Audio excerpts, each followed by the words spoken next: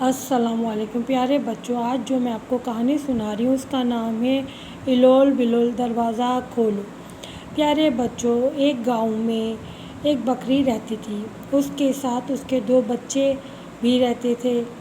بکری روزانہ کام سے گھر سے باہر جاتی تھی اور بچوں کو کہہ کے جاتی تھی، دیکھو بچوں، دروازہ نہیں کھولنا جب تک میں نہ آؤں۔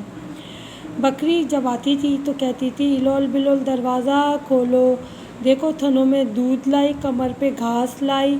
بچے اپنی ماں کی آواز سن کر فوراً دروازہ کھول دیا کرتے تھے۔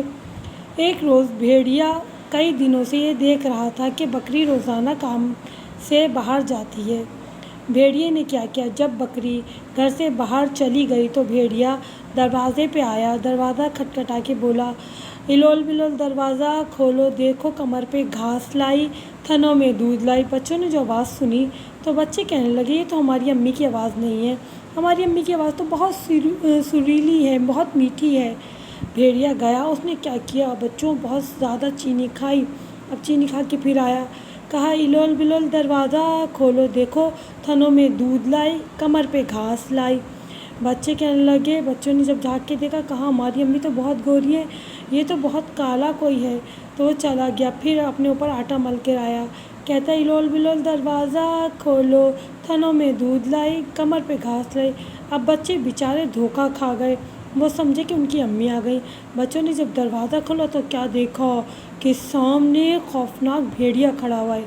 کیا بچوں اس نے کیا کیا، بھیڑیا گھر میں آ گیا اور ایک بچہ تھا وہ چھپ گیا اور ایک بچے کو بھیڑیا نے کھا لیا۔ اب جب بکری شام کو گھر آئی اور جب اس نے کہا، الول بلول دروازہ کھولو، ایسے میں الول کو بھیڑیا کھا گیا تھا، بلول بچا تھا۔ بلول نے دروازہ کھولا، اس تمام قصہ بکری کو سنایا۔ بکری غصے میں گھر سے باہر نکلی۔ اب دیکھا کہ دریا کے کنارے بھیڑیا سو رہا تھا۔